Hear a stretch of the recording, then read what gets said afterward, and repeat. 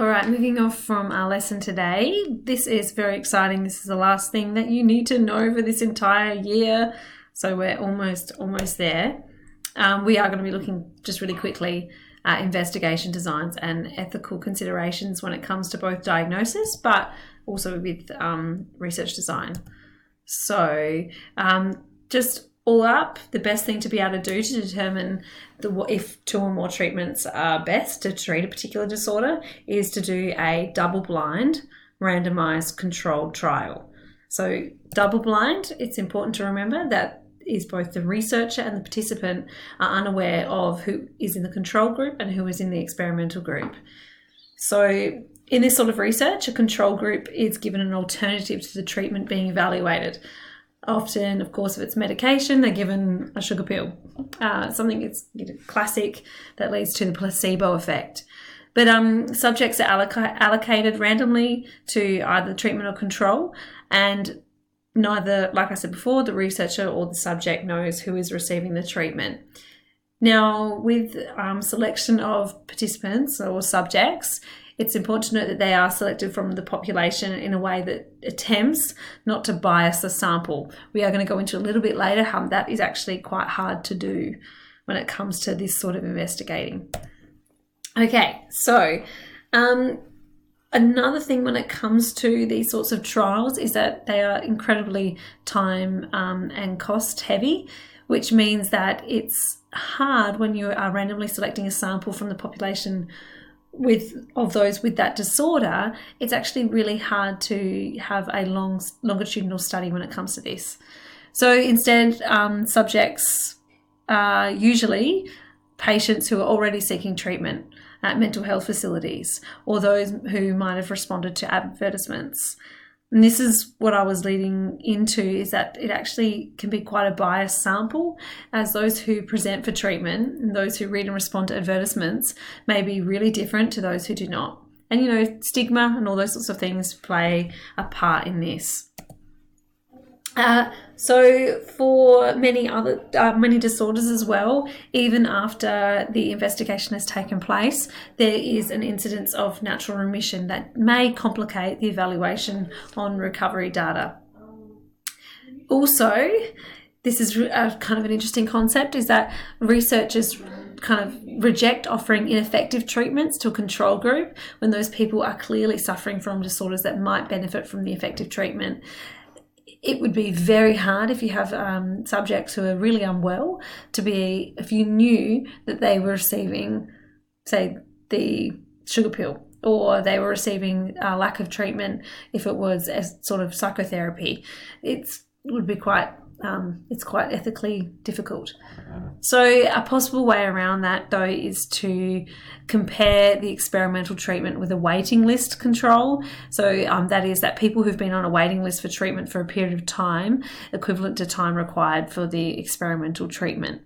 So it's kind of a bit of at least they're going to get it. So, but of course, a control group on a waiting list is not equivalent to a control group that receives an inactive course of treatment, because there is no intervention involved. Also, we talked about this in class when it comes to psychotherapies. It's really hard to blind them to the content of their course of psychological therapy. It's maybe possible to blind them to the content of a tablet, but when it comes to this psychotherapy, it really gets a bit complex. So, and that also means that it's quite hard to blind researchers to what treatment is being received by the client, as most clients in their feedback, of course, however we're gathering the data, and often, yes, it is subjective, most clients would reveal elements of their treatment when interviewed about their progress. And in some studies, the treatment is actually performed by the researcher themselves. So they know what they're doing.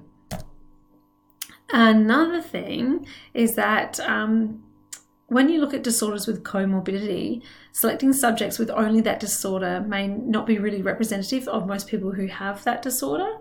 And other disorders that are comorbid with the disorder being studied might actually affect the effectiveness of the experimental treatment. So it's difficult, pretty much. But yeah, also some treatments placebo treatments as well can have side effects that can cause distress. In saying that, there's really strict procedures around this. That said, when asked whether they want to try the experimental treatment, most participants who responded to the placebo will nevertheless request a trial of the active treatment. And yet there are more limitations. So it may be really difficult due to the subjective nature of the data that we're gathering, if we're gathering it through interviews or any other sort of qualitative feedback, is that it's really difficult to decide on the criteria for success, that is when a subject is well. Many trials really don't have the resources to be able to do this. To follow up, we talk about debriefing and how it's so important in ethical considerations, but most trials don't actually have the time or money to be able to follow up with their subjects to see what happened later, to see if there was, continued benefit or if there was a relapse or something like that.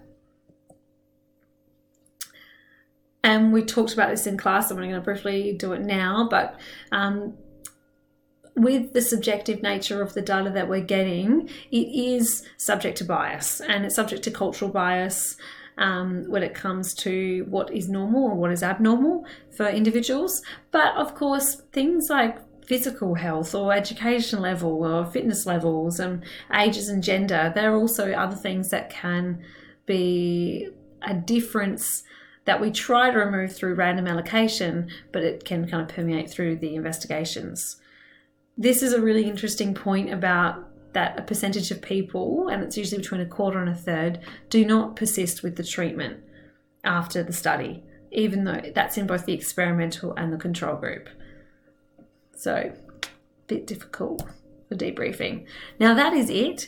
There will be 2 questions up on Canvas for you to respond to in regards to this and the stuff we covered in class today after watching Stephen Fry. And well done. You're there, you're through the course. Heck yes.